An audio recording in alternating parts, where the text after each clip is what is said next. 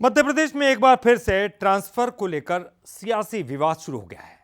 School शिक्षा विभाग के ट्रांसफर में गड़बड़ी का मुद्दा विधानसभा में भी गूंजा। यह खास रिपोर्ट देखिए।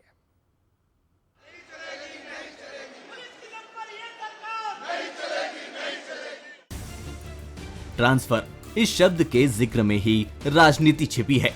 कोई मनपसंद जगह पाने ट्रांसफर करवाता है तो अच्छा काम न करने पर ट्रांसफर हो जाता है। कई बार तो नेता मंत्रियों के अधिकारियों से विवाद भी ट्रांसफर की वजह बन जाते हैं। मध्य प्रदेश में स्थानांतरण हमेशा से विवादों में रहा है।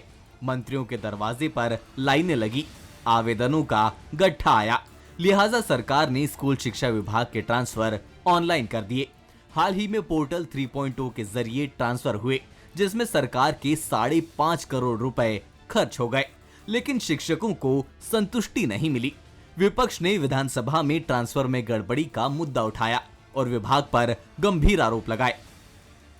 कुल 4,500 टीचर थे जिन्होंने आवेदन दिया था ट्रांसफर का, लेकिन उत्तर में दिया गया है कुल ट्रांसफर जो हुए, स्थानांतरण जो हुए, प्रशासकीय थे 3,500, स्वैच्छिक थे 8,000, 7,976। तो एक तरफ तो सरकार कह रही है कि आवेदन तो मिले ऑनलाइन 4,500, लेकिन स्वैच्छिक स्थानांतरण हो गए 7,900। तो ये कैसे संभव है?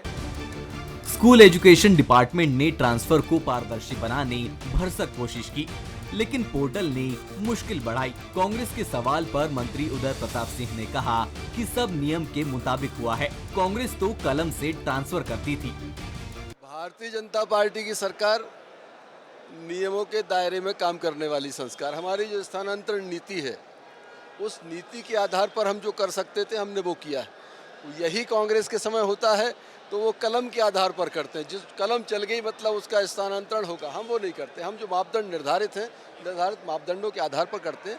और खासकर शिक्षक एक ऐसा पद है जिसे आप बहुत बड़ी संख्या में स्थानांतरण नहीं कर सकते, उसके स्थानांतरण से व्यवस्था प्रभावित होती है। बहरहाल ट्रांसफर जितने होने थे हो गए। कई लोग उम्मीद लगाए बैठे रह गए तो कुछ को पोर्टल ही समझ नहीं आया। हालांकि ऑनलाइन प्रोसेस से मंत्री के बंगले पर कतार जरूर नहीं दिखी।